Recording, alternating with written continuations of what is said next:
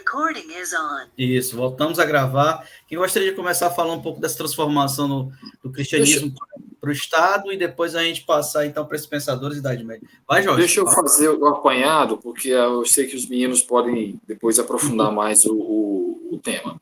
O que a gente está falando é da morte de Cristo, né? E sua ordem de que se espalhasse o evangelho, né? Acontece o Pentecostes, acontece depois os discípulos, cada um tomando um caminho diferente. O movimento diaspórico no ano 70, né? Eu vi isso, quando o Tito invade Jerusalém e ele basicamente, os judeus falam, claro que há outros relatos, meio antissemitas que falam que não foi bem assim, mas isso é coisa de antissemita, eu não fecho com essas coisas.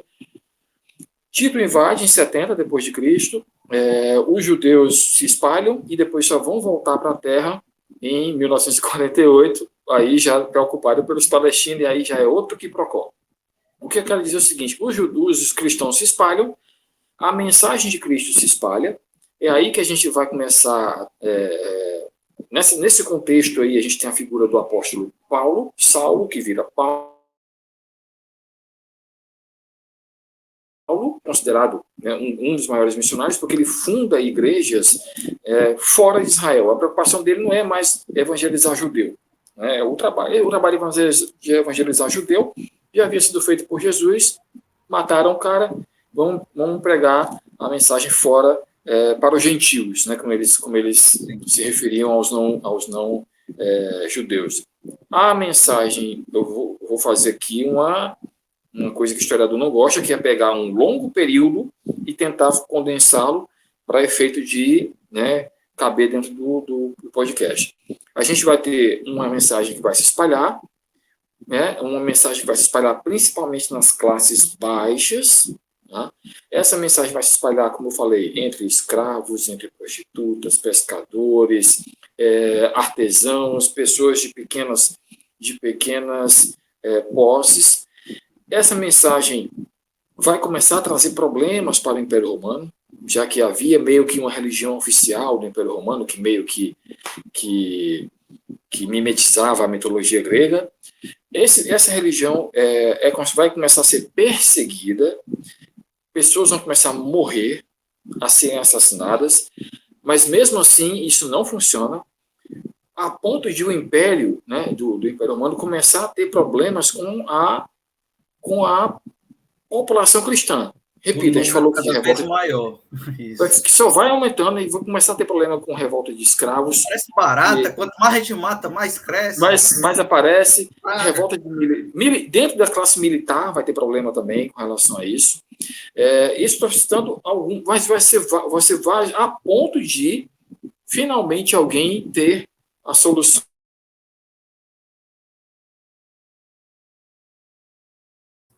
Aproveitando que o Jorge caiu, só para comentar uma coisa que ele falou. Você está querendo aproveitar o escorregão do coleguinha, Pedro? Não, só para não ficar o podcast parado, né? Não. Vai lá, Pedro, olha aí. Eu já volto, vai, pode mandar. Não, é só para mostrar por que o cristianismo se disseminou de uma maneira tão violenta, assim, né?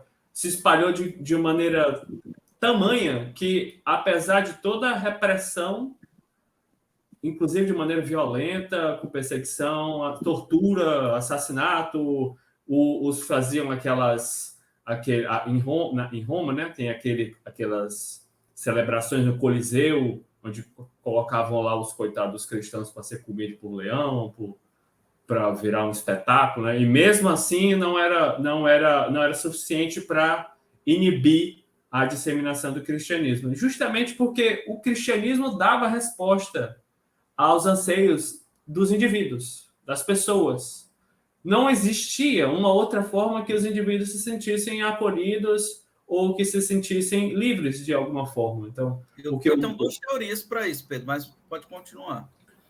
Porque na realidade material deles, onde eles viviam, só existia sofrimento, humilhação, escravidão, né? Então, a forma como eles conseguiam escapar daquele mundo era através do cristianismo, né? Que é no reino dos céus. Né? Só tinha essa forma, não tinha outra, né? Então, daí essa explicação aí, por que o cristianismo se tornou tão popular. Só lembrando, viu, Jonathan, porque quando eu falo assim que houve essa expansão, eu digo, exponencial do cristianismo nas barbas do Império Romano, e que eles foram perseguidos, a gente não pode cair na armadilha de pensar que eles eram reprimidos e ficavam pacificamente assistindo a tudo isso e que não teve, como é que eu vou dizer, uma resposta violenta, às vezes, não injustificada, tá? Dos cristãos com relação ao Império. Seja através, como o Mariano já até levantou aqui, fazendo com que eles se transformassem em uma espécie de sociedade secreta, né, onde até para você conseguir chegar em um culto, você tinha vários símbolos nos caminhos, por exemplo, um dos símbolos era o peixe, né, que é um dos símbolos que do peixe, que é um dos símbolos do cristianismo na igreja primitiva. Então, sim, eles conseguiram arrumar táticas de se defender. A repressão não funcionou. Né? E quando eu estava terminando de falar... Mas, Jorge, essa repressão, esse contra-ataque que você está colocando dos cristãos, ele em algum momento foi violento ou não?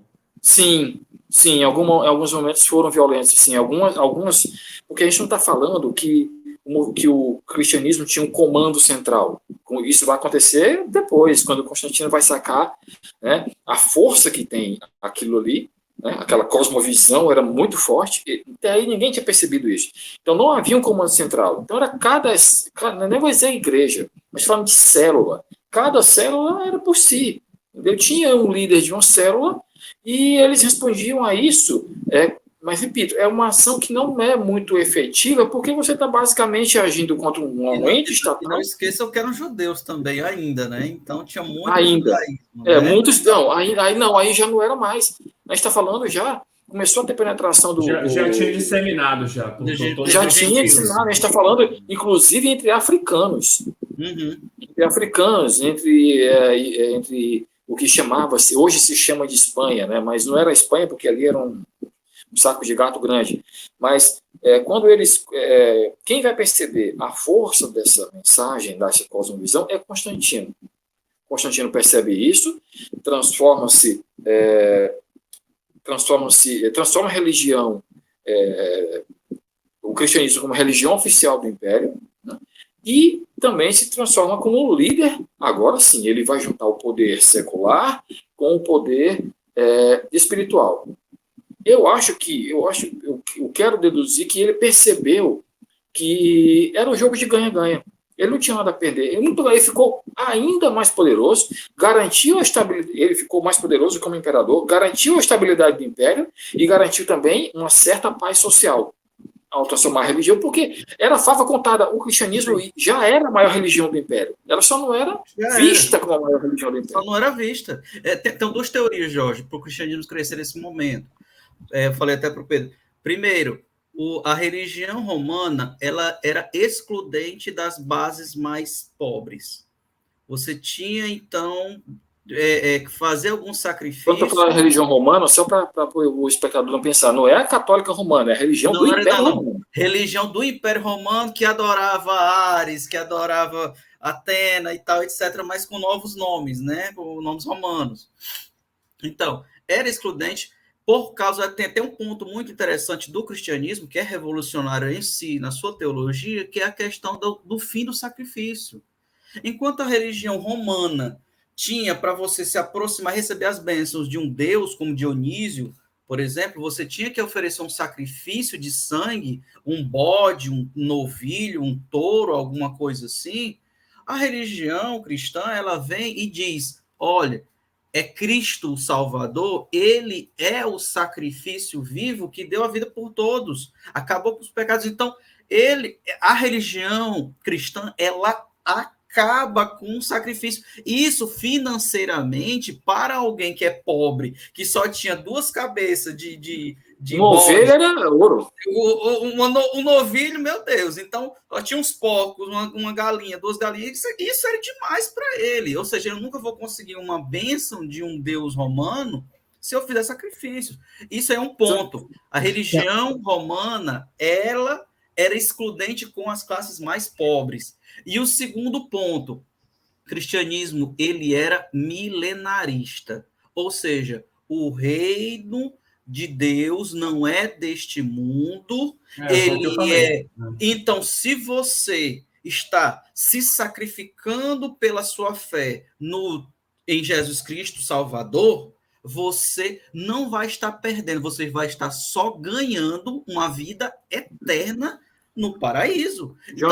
Então, assim, valia tudo. Já que sou um escravo, ou eu sou um pobre mercador, com poucas posses. Eu não tenho como sacrificar uma vez por mês um dos meus novilhos, galinhas, etc. Para ter o pecado perdoado.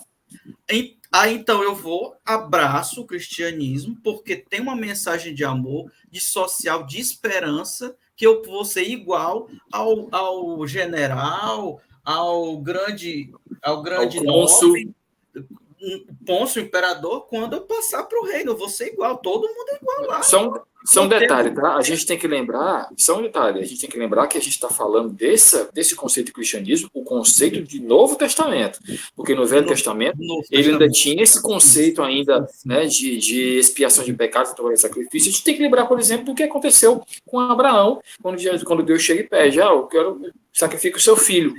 Sim. E aí ele pega e acaba depois... Sim. Mas isso mudou com a vinda do filho. Isso é um ponto, Jorge, muito interessante também, porque nós estamos falando aqui de mensagem do cristianismo do primeiro século para como nós entendemos o cristianismo hoje. Totalmente diferente. Primeiro século, não existia um Novo Testamento. Você tinha uma mensagem oral. Jesus Cristo não deixou nenhuma mensagem escrita. Tradição oral, é isso aí. Você tem um apóstolo que falou para uma multidão num local secreto, essas pessoas nesse local secreto passaram para outras uma mensagem de metáforas com uma mensagem de amor e esperança pós-vida. Olha só que louco. Isso vai o quê? Te dá uma esperança de que a vida não é só sofrimento, não é só trabalho, não é só aquilo. Você pode ter algo mais além da vida. Então, vale a pena eu abraçar isso. E aí, o que acontece, então? Isso vai ser, como você falou, no segundo, terceiro século é que vai começar essas células se estruturando de forma maior, formando, então, essas primeiras igrejas, e então elas vão começando a respeitar, e nós estamos falando aqui de fé e respeito. Respeitar de tal forma umas figuras que falam tão bem sobre essa mensagem, que eles são chamados de apóstolos. E nós estamos falando de Paulo. Paulo é tão eficaz, tão eficiente na sua oratória, que ele, e na sua escrita também, que ele é respeitado por essas células. Então, ele vai ser o porta-voz, o grande publicitário do cristianismo no primeiro século. Doutrinador. É tanto que, no momento em que ele está escrevendo as cartas, também estão escrevendo os evangelhos. Por quê? Porque outros líderes estão dizendo, fulano, você estava vivo. Fala com um apóstolo bem velhinho aqui. Você estava vivo? Você não conviveu com ele? Escreve aqui, vem falar para mim. Não sei escrever. Fala para mim que eu escrevo. Porque aconteceu assim. Você não vem me dizer que um pescador do primeiro século ele sabia escrever, não. Você não me venha com essa lorota, não, viu? Por favor. Aí eu chego aqui pro velhinho que conviveu com Jesus e eu pego, vem cá. Vozinho, conta aqui como é que foi. Ele falou o quê? Falou desse jeito? Aí eu começo a anotar. É isso que nós estamos falando, de uma religião que ela foi se estruturando oralmente para depois ganhar um respeito e depois tornar escrita, doutrinária e se estabelecer até chegar, porque foi chão. Aí eu vou chegar Vai, fala aí, fala aí. Só lembrando a última coisa, que aí eu juro, eu vou encerrar. Eu encerrar agora para os colegas entrarem. Seguinte, a gente tem que lembrar que depois que Constantino oficializa a religião como religião do Império, e também se oficializa como o primeiro chefe da religião e chefe do Império, né, começa um outro trabalho, que é um trabalho de construir uma burocracia religiosa, que vai construir um livro da religião. Isso aí depois o Mariano com certeza vai abordar mais. Isso, um cânon que não existia, né? A gente está falando da mensagem que chegava. Por que a mensagem que chegava é a mensagem de Jesus? Porque não existia o conceito de Velho Testamento. Isso vai ser, acho que no Concílio de Trento, se não me engano, que vai ser abordado isso aí. Inclusive deu um quebra-pau grande nesse concílio, que muito livro ficava de fora e tal. Bom, mas isso o Mariano aborda, vou deixar o Mariano abordar. E com relação ao que tu falou sobre a mensagem, tem um poder, que é o poder de dizer, olha, eu sou pobre, eu não tenho nada, eu posso muito bem acessar o reino dos céus, mesmo não tendo nada. Olha só que legal. Eu não posso mais sacrificar tudo que eu tenho e acessar o reino do céu. Não vai ter esse problema mais. Ainda tem outro problema. Ah, mas eu posso morrer. Mas se eu morrer lá no céu, minha vida vai ser melhor. Não, minha vida não. Lá no céu eu vou ter um paraíso me esperando. Então, assim, as pessoas não entendem a força que isso tem. O quão revolucionário isso é. Não é à toa. Isso aí, quando você olha com calma, você entende por que foi que chegou ao ponto do Império ter que trocar de religião. Né? Claro que não foi assim também rápido, mas não é mais a mitologia romana, agora vai ser o cristianismo. É isso, agora eu vou deixar os colegas falar. Tem também uma questão do Constantino. Constantino, segundo livros, né, Mariano? Aí você também pode falar depois. Ele fazia parte da família, salvo engano, ele fazia parte da família dos imperadores, mas ele tinha que tomar por causa do parentela, do parentesco. Então, ele foi tomar Roma. Antes de tomar Roma com seu exército, ele teve um sonho, em que no sonho Deus disse, leva este sinal que você vai... Ele diz isso, né? Ele diz isso. E o sinal qual era? A cruz. Isso era o PX, né? Não? PX. É o PX, é o Lábaro de Constantino, né? Bem uma cruz, acho que é meio simbólico. Porque o PX é o quê? É a cruz ali, né? No P, na parte baixa do P. Então, leva aquele símbolo. Então, isso. Então, você tem também, não esqueça que a mãe dele já era cristã. A Helena. Já estava, ó, no ouvidinho dele. Quando ele chega, então, a vencer essa batalha, ele, então, primeira coisa que ele faz, ele solta, então, um decreto de libertação para a religiosidade cristã. Ela não vai ser mais perseguida pelo Império Romano. Depois de alguns anos, ele, então, vai ser o quê? Batizado como cristão. Até, então, tornar a religião cristã como religião estatal. Quer falar, Mariano? Não, acho que Constantino só em leito de morte, né, foi batizado. Ele não era cristão, ele era do Invicto, né, o Deus Sol. Ele adaptou um pouco esse Deus Sol com o cristianismo. O cristianismo expandiu, sim, com Constantino, não foi nada pacífico, não. Ou você morria ou você se tornava cristão. Então tinha uma certa forçação também. Assim como teve depois cruzadas, teve outras forçações para você se tornar cristão, não por fé, mas por obrigação. Né, era estatal, era poder da igreja, então tem todo o poder. E esses primeiros bispos da igreja eram ricos. Não vem me falar que era só os pobres, não, porque os primeiros bispos da igreja católica eram ricos, né, eram poderosos, tinham uma certa influência. Tanto é que essa teologia que nós temos, esses cânon, né, isso foi escolhido também meio por esses grupos majoritários. É muita política atrás desses concílios, então não foi só cristão com fé, não, foi muita política, muita força por trás, né. O sacrifício, né, do judeu, do pobre era uma rolinha, eram uns passarinhos, ele não sacrificava, nem tinha ovelhas, o pobre não tinha nada disso, né, até Jesus que também levou essas rolinhas para sacrificar, né. Outra situação, o sacrifício já tinha sido tirado lá em Pitágoras tinha trocado bolo no lugar dos animais, tanto é que os pitagóricos eram vegetarianos, então o sacrifício animal já tinha antes outras escolas retirado, então não é assim um primeiro movimento que retira sacrifício animal, né? Então outros movimentos anteriores já tinham da espiritualidade. Aqui antes a espiritualidade era sobre mistérios, era para poucos, era para ricos ou para filósofos, né? E com o cristianismo esses mistérios se popularizaram. Ressurreição que já tinha lá em Osíris egípcio, passou por Moisés, passou pelo judaísmo, então ressurreição tinha Eliseu, Elias, né? Krishna, e aí vai. Então, e aí vai. A ressurreição ou reencarnação também, na visão mais oriental, ela ela tem outras visões. É claro que a nossa ressurreição é de carne, está até no dogma aí, né, cristão, de carne, né? A ressurreição só espiritual, mas a reencarnação, tem outras escolas antes com essa visão de vida além mundo, além da vida, né? Vida espiritual, salvação também, de uma outra forma, né? Salvação em Cristo, Jesus como nós, né? Essa é a ética cristã, mas é uma salvação no nirvana, que nem o Buda, ou outra salvação aí oriental, né?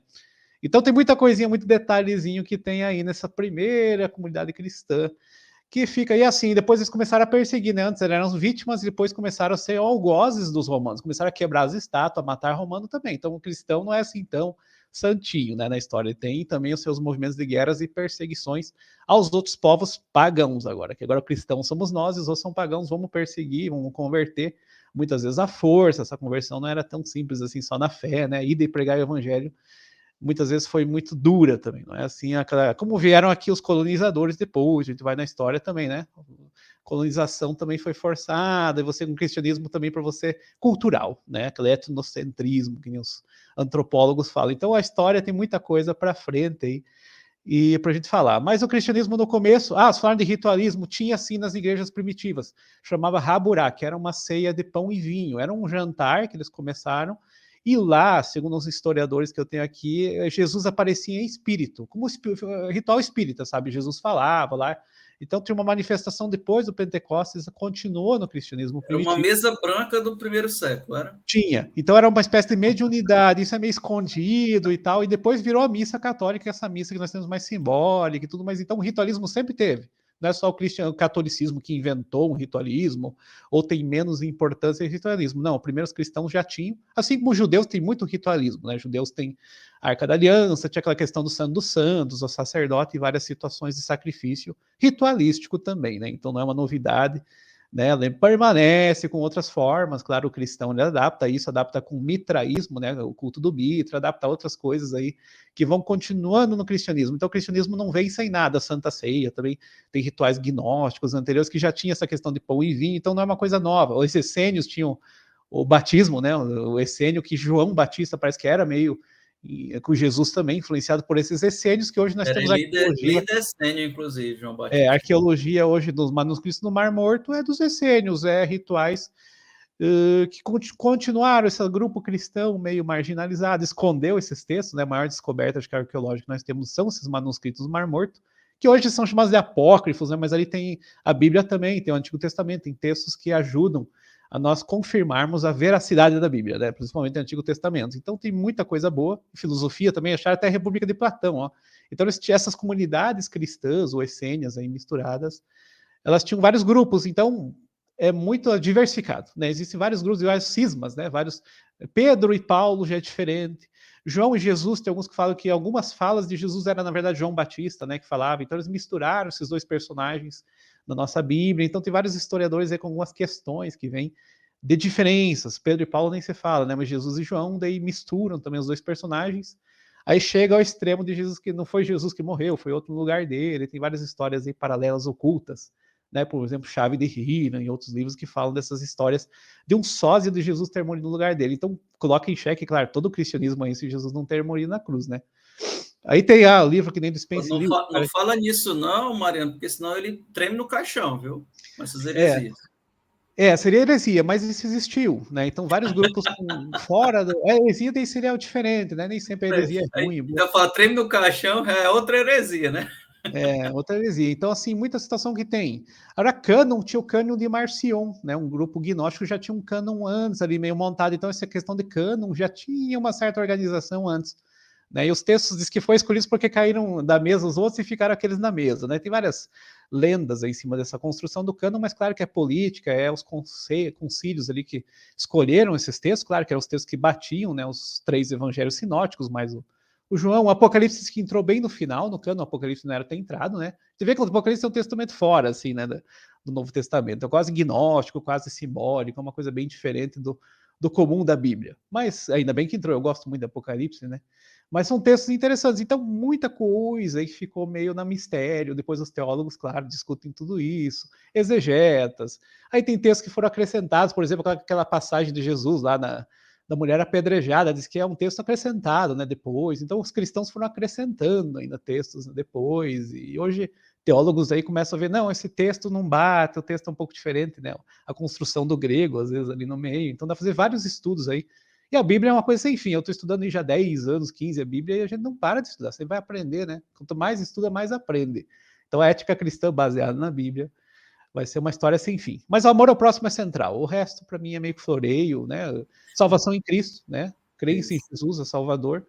Pronto, essa questão que a gente vai doutrinando, patrística, depois vem muita filosofia aí, até o Pedro vai falar, e tem muita coisa para frente aí do cristianismo que não ganha um colorido. E da Idade Média, alguém não falou, mas era monges, né? Na Idade Média eram muitos monges que traduziam os textos cristãos, traduziam a própria Bíblia, né? E tiveram um papel muito grande. Tomás de Kempis, aí, Imitação de Cristo, fora a Bíblia, é um livro dos mais importantes do cristianismo aí, primitivo, então tem muita coisa boa, né? Então a ética ela ganha todo um colorido, a ética cristã, com esses grandes expoentes. E a Igreja Católica, aí a gente vê já um poder, uma potência política depois, influenciando reis, né, pessoal, coroando reis. Então aquele cristianismo de pobres, escravos, já não é mais, né? Um cristianismo de reis, de monarquia, e uma igreja com um clero muito organizada depois. Aí vem a reforma de Lutero, que o amigo vai falar, e eu posso falar da Contra-Reforma, que a igreja também dá uma renovada depois, né? A igreja também dá uma reviravolta, né? E acaba melhorando, e depois Concílio Vaticano II, aí João Paulo, né? Depois vem também outras reformas, mais modernizadas. A igreja se modernizou bastante, a igreja católica não, né? Também evolui, o cristianismo evolui, né? A gente volta sempre para essa ética cristã de um modo mais central, né? Então, é um tema sem fim. Claro que se nós formos estudar a Bíblia, for estudar essa questão de como foi formado o cânon, aí tem muita política por trás. Eu nunca acreditei assim, só o Espírito Santo. Isso aí tem muita coisa humana por trás, o Espírito Santo está ali ainda, mas só o Espírito Santo, só a Escritura. Não acredito. Tem tradição cristã que tem muita importância, tem muita lição aí que fica dos padres da igreja, não só Agostinho, mas todos daquela patrística, né? O próprio Tomás de Aquino com a Suma Teológica. A gente pode discutir aí o ano inteiro. Suma Teológica só para ler já vai quase um ano, dois, né? Então, um texto gigante, né? Falando de todos os assuntos, já comparando filosofia de Aristóteles com ética cristã, com perguntas e respostas e uma contra a outra. Tomás de Aquino faz esse trabalho, depois o amigo vai falar, ele é escolástica. Então, é um trabalho muito inteligente, né? Todas essas questões que nós estamos fazendo aqui talvez já foram discutidas ali em Tomás de Aquino, na patrística, no cristianismo primitivo, através dos seus doutores da igreja, né? Então o pessoal já era muito doutor no começo aí. E aquele cristianismo de escravo acaba se tornando um cristianismo de escola. Como fala escolástica, Idade Média, né, pessoal? Muita luz, escola, universidade, hospital, muita coisa boa surge na Idade Média. Hoje a gente quer ver só coisa, a Idade das Trevas, mas não, né? Tem muita coisa legal, o cristianismo tem muito filósofo bom, né? Uma coisa que vocês não falaram também, assim, muita influência do que eu falei, né, dos estoicos, Marco Aurélio, Sêneca, que tem umas cartas apócrifas, ou não, que ele trocava com Paulo na prisão, né? Então tem muita coisa legal, assim, de influência já romana, o greco-romana, ali, helenista, em Paulo, né? E o Paulo já meio que mistura isso um pouco, já faz uma renovação aí, como o meu amigo falou, de gentios, né? Os gentios acabam acessando essa filosofia de Jesus, que Jesus original era mais judeu mesmo, depois foi se transformando, mitificando e mistificando. Eu gosto muito de cristianismo místico, né? Temos livros que baseiam muito nisso. Então, uma influência aí já de Rudolf Steiner, Swedenborg, né? Então vai um pouco além ainda da reforma protestante. Eu vou nessa questão mística e depois a gente comenta um pouco também, para não ficar muito fora do tema. Bom. Pedro, patrística escolástica, por favor. Pronto. Quando se fala de patrística, nós estamos falando, sobretudo, da figura máxima dela, né, dessa escola, que é o Santo Agostinho, né? Ele é um filósofo da igreja, filosofia patrística, né, vem de pai, né? Então, os filósofos dessa época, né, eram todos católicos e são considerados os pais da igreja. Então, são eles que estabeleceram as primeiras bases ali da doutrina católica, né? O Agostinho, então, ele é do ano 354, né, da era cristã, e ele tem muitas obras importantes, né, que deram os fundamentos ali da doutrina católica. Destacam-se, dentre elas, as Confissões, a Cidade de Deus e o Livre-Arbítrio, né? Quando se fala em ética cristã, né, surge logo uma questão importante para o Santo Agostinho, né? Uma das primeiras questões que ele se deparou quando começou a desenvolver essa parte ética, né? no cristianismo, né? Que é a questão do mal, né? Porque é uma questão espinhosa assim, para tratar, a questão da existência do mal, porque, segundo a doutrina cristã e católica, né? Deus criou todas as coisas e Deus é o sumo bem, né? Então, como que é a perfeição, né? É o bem máximo. Então, como pode o sumo bem, né? Alguém que é a bondade infinita, criar alguma coisa má, né? Então, esse é um problema teológico que o Santo Agostinho tentou desenvolver. E uma das explicações que ele... Jonathan está vazando um som aí. Desculpa aí, Pedro. Então, uma das coisas que ele tentou, né, pensar assim, para resolver essa questão era que, na verdade, o mal em si, ele não tem uma existência autônoma. O mal é a ausência do bem.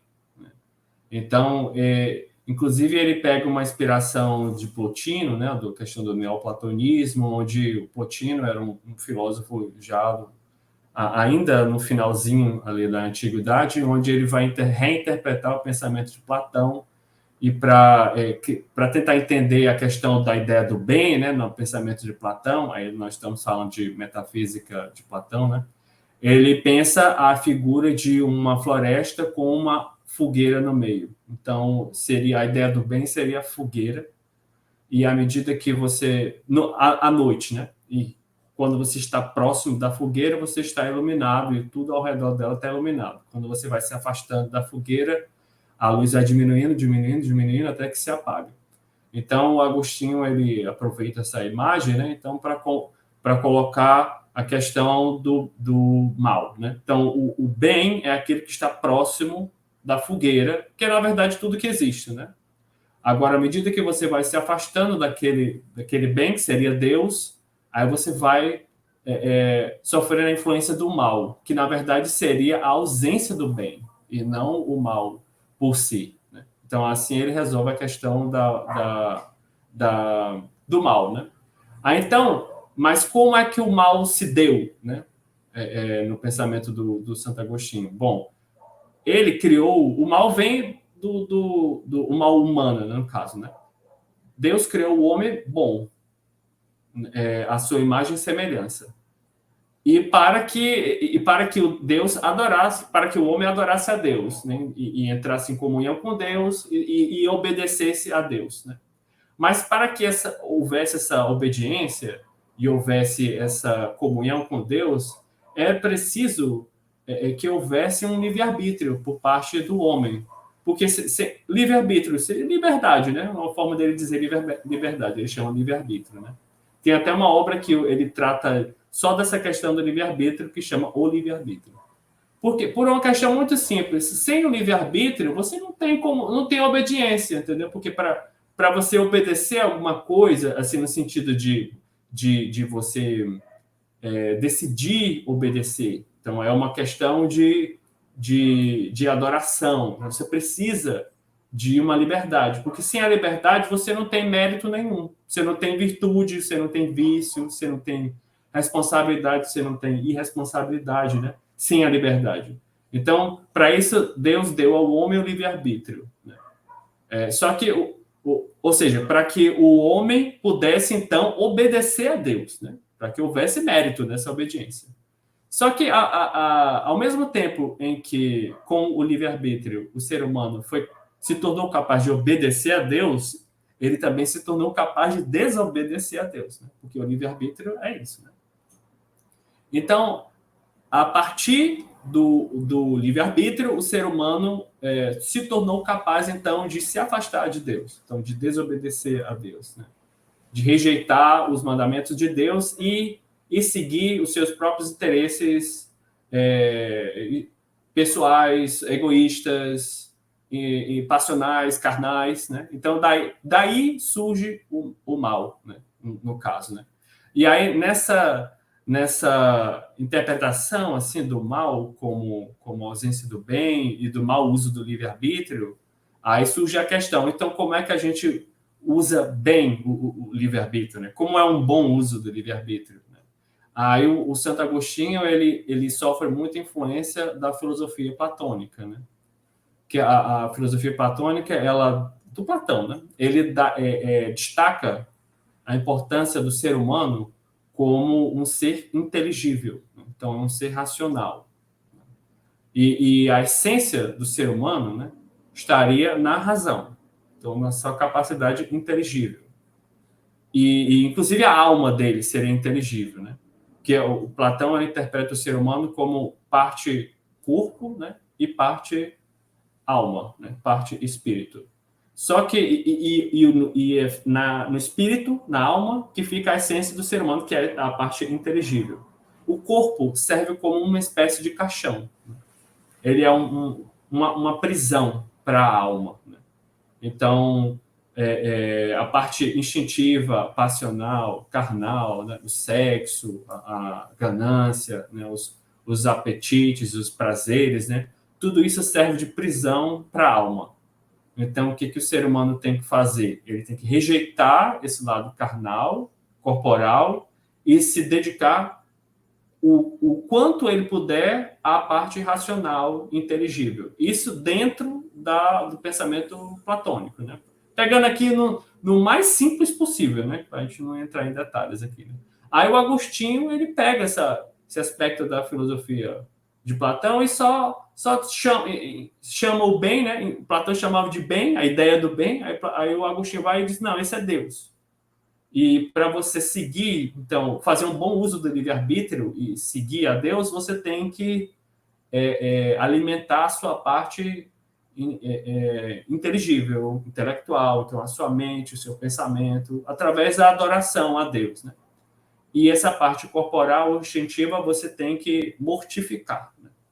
Então, aí daí vem aquele comportamento austero, medieval, os monges andando com aqueles sobretudos pesados, né? Aquelas batas pesadas, e naqueles ambientes extremamente sombrios, escuros, né? Então, daí que vem, porque ali era uma questão de mortificar a carne, então, tudo que era sensível, né? Você mortifica, né?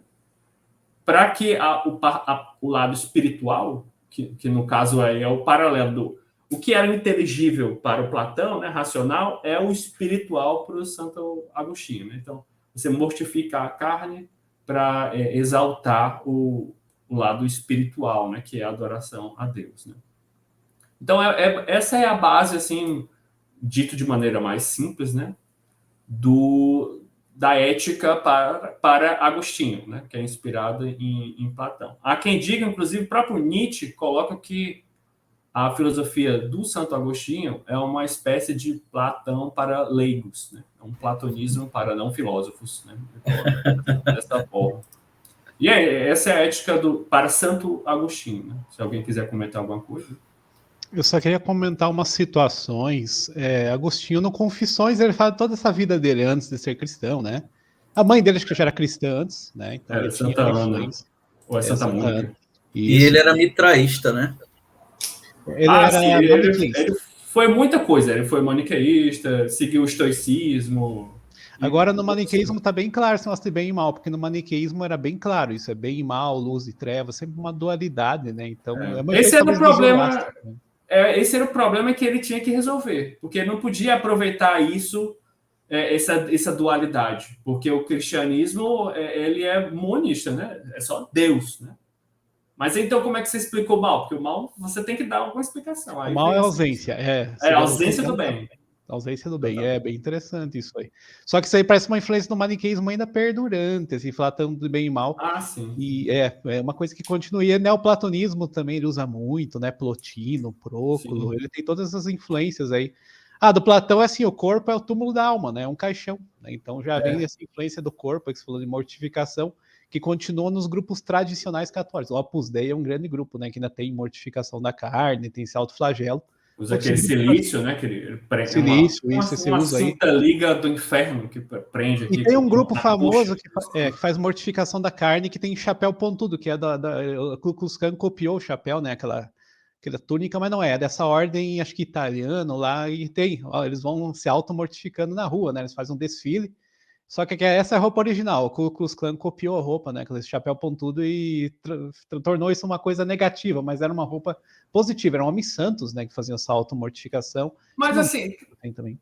Trazendo aqui para a ética do cristianismo, pelo menos da forma como eu interpreto, é uma coisa completamente incoerente, porque o sacrifício no cristianismo já foi feito por Jesus Cristo. Né? Então, na morte dele, né, ele já fez o sacrifício máximo, né, o supremo. Então, não precisa mais desse sacrifício, mortificação, se bater, tudo isso aí não precisa mais. Mas se ler certas leituras assim. no Paulo, nas cartas, parece, tem um espinho na carne, tem umas expressões meio estranhas, assim. Não, mas então, isso é metafórico, Mariano, pelo amor de metafórico, Deus. Não é que você vai pegar o espinho e espetar na carne. Não, claro, eu sei, mas é uma coisa que ele falava, assim, ele tinha uma certa distância do corporal. O cristianismo sempre teve, do sexo também, do sexo e do corpo.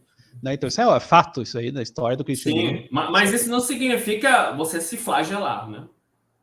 Era uma forma que eles encontraram. Eu acho que isso talvez venha, talvez num paganismo, algum rito estranho aí que deve ser adaptado, mais uma vez, né? Como isso não é bem original, como todo cristianismo também tem coisinhas que não são bem originais, vem de outras situações.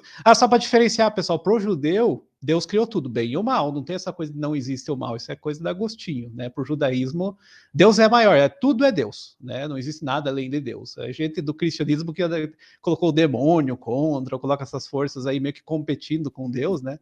Então vira uma situação meio dualista. Tudo é, Mariano, que no livro de Jó, quando Jó... Peraí. Quando Jó passa a sofrer aquele problema de saúde, perda das suas posses, dos seus filhos, está falando de Velho Testamento, o diabo pede permissão a Deus para fazer aí Deus fala, faz, mas só não toca na vida dele. Então, leva os filhos, a mulher foi embora, levou as posses, e para Deus provar que ele não tinha nenhum apego a essas coisas terrenas, o apego dele era Deus. Então, essa interpretação que o judaísmo tem, levando em conta que não existe Novo Testamento para o judeu, é exatamente isso que você falou mesmo. Deus, para o judeu, né, Deus não tem essa interpretação meio maniqueísta que o Santo Agostinho traz.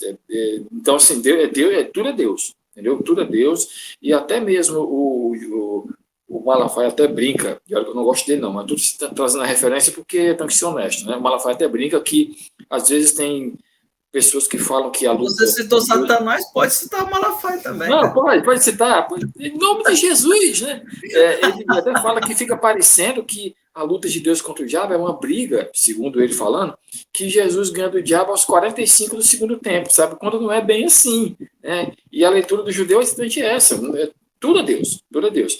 Se aconteceu alguma coisa ruim, foi com permissão dele, e alguns protestantes também têm essa leitura. Aliás, o cristianismo é tão complexo e fascinante de entender, que atualmente está tendo uma reversão, né? A ramificação cristã protestante está indo agora ao encontro, ao encontro mesmo, não é de encontro não, ao encontro do judaísmo, com conexões bastante estranhas, mas a gente aborda depois. Ô Jorge, tu falaste aí de Jó, eu me lembro, tudo é Deus no judaísmo, até apostador ele né? Porque Satanás chega e faz aposta com ele, e ele aceita a aposta. Então, não porque tem que lembrar, ele é onisciente, né? Ele é onisciente, então ele sabe de tudo. Né? O que traz um certo paradoxo, né? Se ele é onisciente, não é que ele deixa que o mal aconteça. Bom, mas isso é debate, não vamos trazer isso para cá.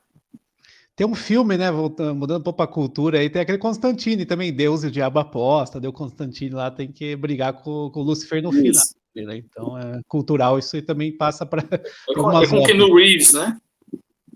Faz parte da mística, né, judaica. Sobre isso. Né? Na mística judaica aparece no Midrash, Talmud, assim, o Satã ele sempre quer dar uma enganada, né? Ele vai ficar fantasiado no mendigo para ver se você vai fazer caridade para o mendigo. Então ele está meio que ajudando Deus, de uma certa forma, até colocar na linha. Se você começar a bobear, eles, né, os demônios... Tanto é que há muitos pregadores evangélicos que vivem falando um trecho de que o diabo pode se travestir de espírito de luz e tal. E essa passagem é do Velho Testamento. Não é do Novo Testamento, é do Velho Testamento, onde ele pode se travestir. No Novo Testamento há uma passagem onde acontece isso, né? Acontece isso, mas isso o conceito disso, né? Está no Velho Testamento. Então, realmente, no Velho Testamento Deus é apresentado como todo-poderoso, né? E o diabo é meio como um menino traquina, sabe assim, que tenta um batedor de carteira, sabe? Fazendo uma vulgarização assim, da ideia. Seria isso, porque não há essa concepção do diabo como tão poderoso, mas só que ele é quase tão poderoso quanto... Não existe isso. Isso não existe. A gente tem essa sensação, várias passagens, é mesmo. A palavra no Antigo Testamento é um adjetivo, acho que está em letra minúscula ou letra normal, né? Então, assim, nós que transformamos, o cristianismo transformou num grande poderoso demônio, a Idade Média, fez um demônio muito artístico, né? Muito... Até por causa da questão de poder, né? Do poder de ser cristão obrigatório, ser católico obrigatório. Isso, né? porque tinha que haver nesse jogo, tinha que haver alguma coisa que ameaçasse. Como assim? Você não tem uma ameaça, não tem nada. Então, essa construção foi feita realmente nessa época, né?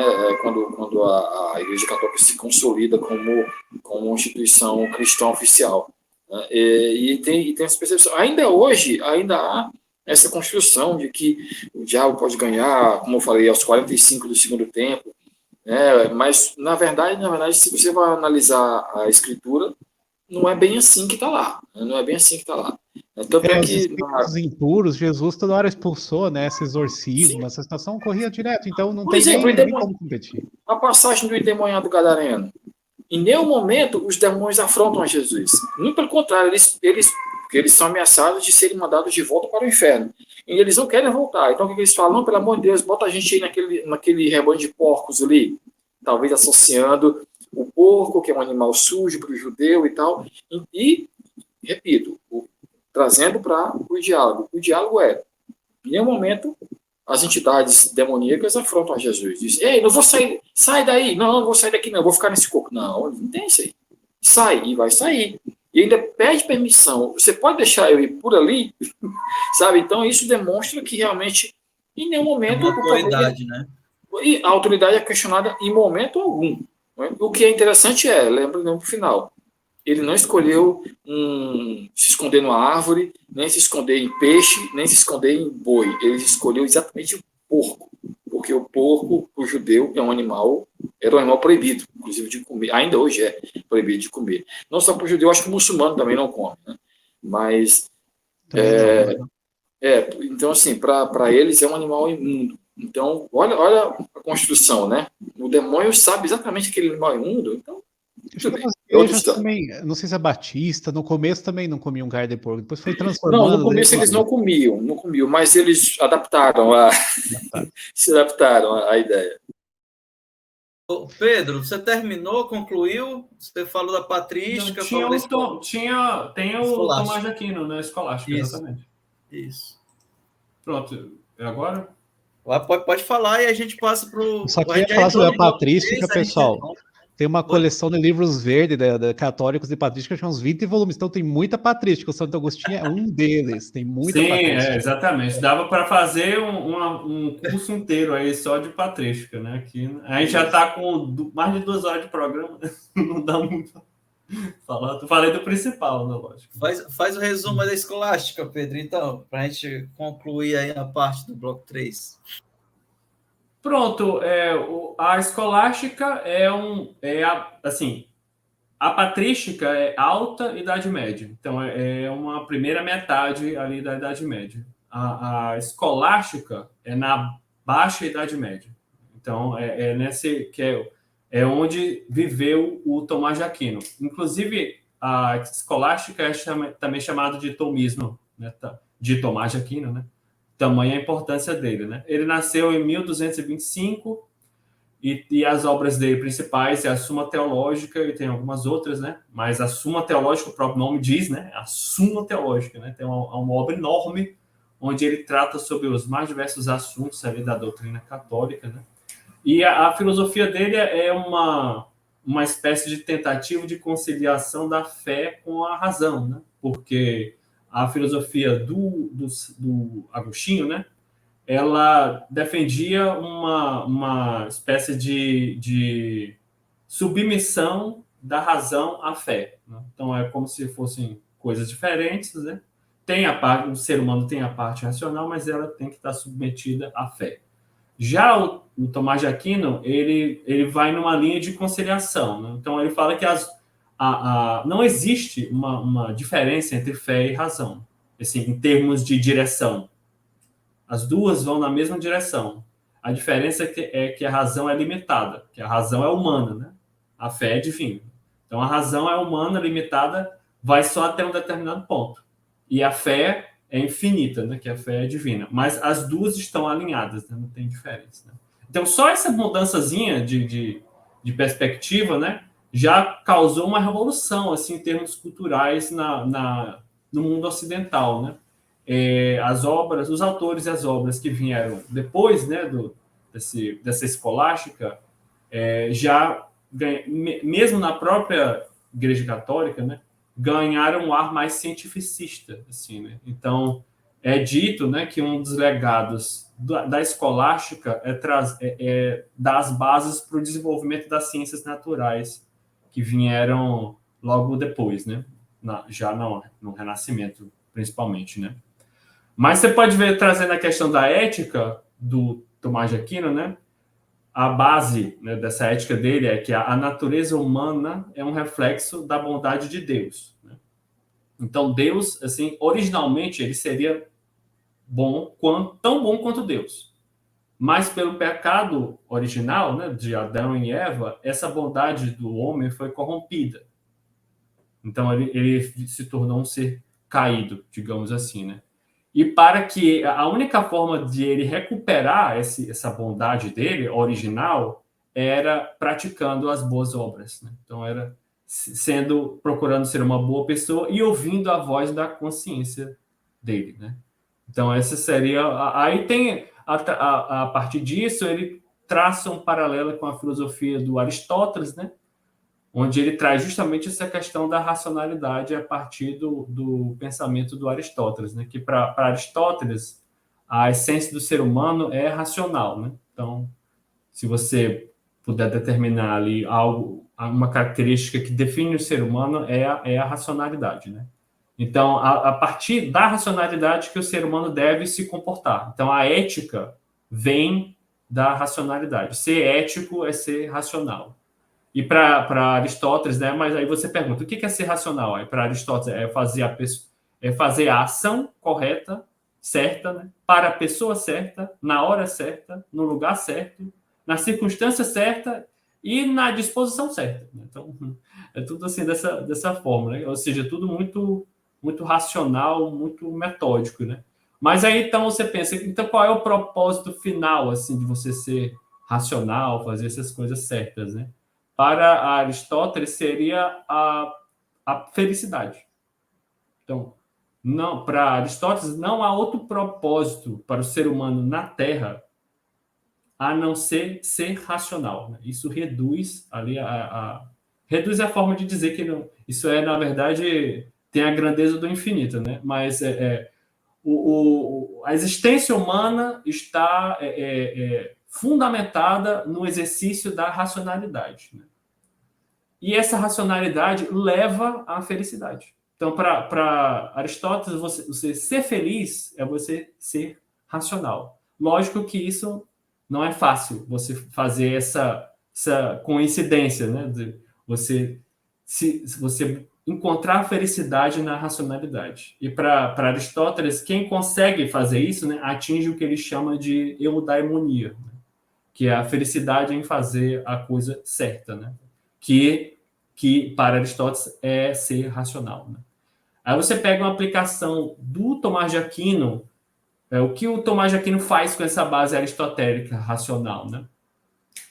Ele segue quase que completamente, né? Só que a única diferença é que essa essência que para Aristóteles ela é humana e ela é racional, para Tomás de Aquino, ela é divina.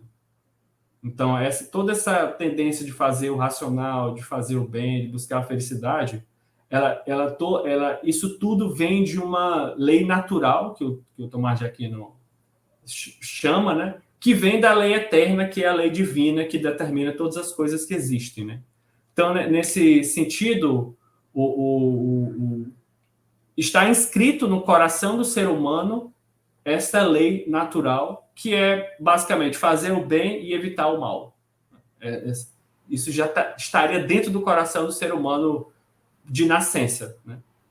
Aí você pergunta, mas o que vai dizer para o ser humano o que é fazer o bem e o que é fazer o mal? Aí o Tomás de Aquino fala, a consciência, que também é divina. E a própria palavra consciência, né, ela vem de duas palavras latinas, que é consciência, que é com conhecimento. Né? Com é de com mesmo, e ciência é de conhecimento. Tá? Então, saber fazer a coisa certa não é o problema. O ser humano já sabe. O problema é que saber... Consciência seria o conhecimento inato do ser humano? Seria isso, Pedro? Do que é correto, do que é certo, do que é bem e do que é mal. Conhecimento inato, então, seria ele saberia por consciência o que seria correto.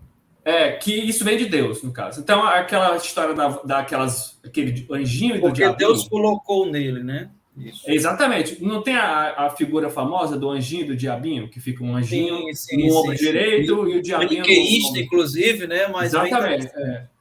O anjinho, ele representa a consciência divina, que sopra no seu ouvido a coisa correta a fazer. Então, esse não é um problema descobrir o que é correto, você já sabe. Né?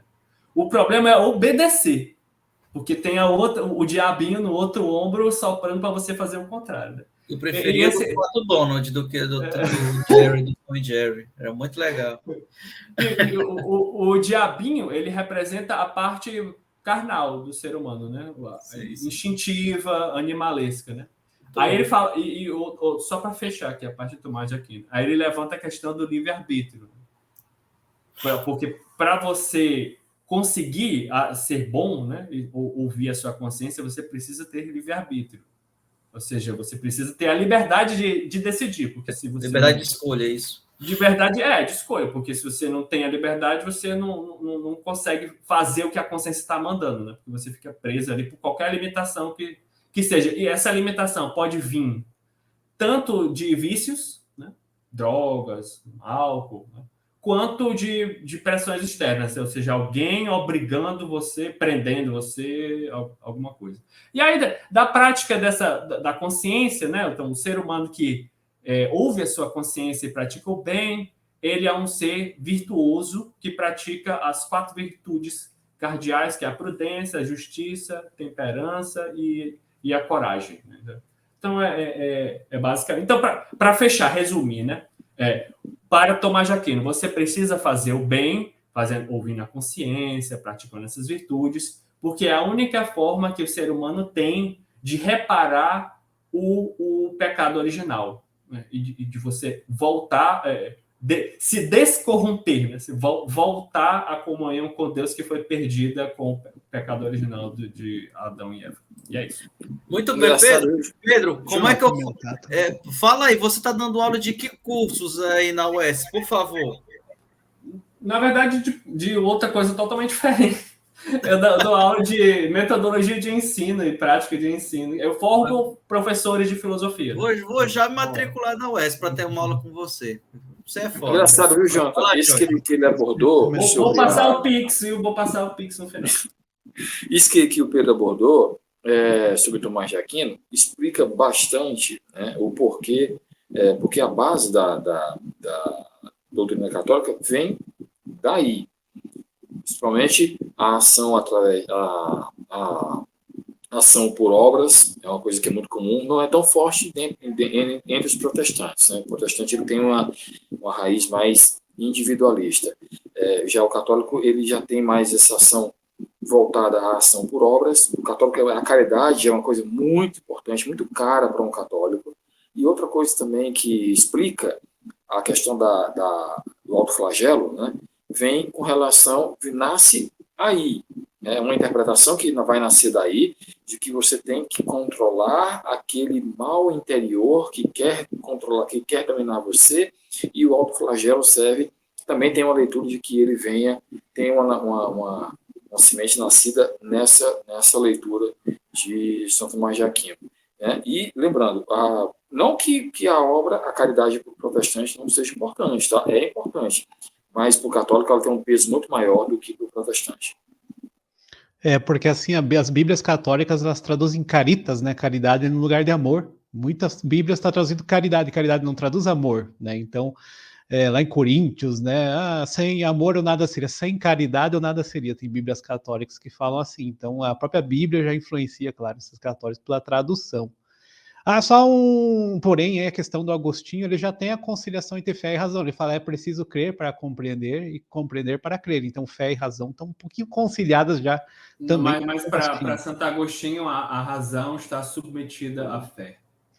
Assim, toda a filosofia cristã, sempre a fé vai ser maior que a razão. Acho que até em Tomás, talvez, depende da leitura aí, mas sempre o Tomás, ele traz aquela questão do aristotelismo, ele traz um racionalismo um pouco mais forte.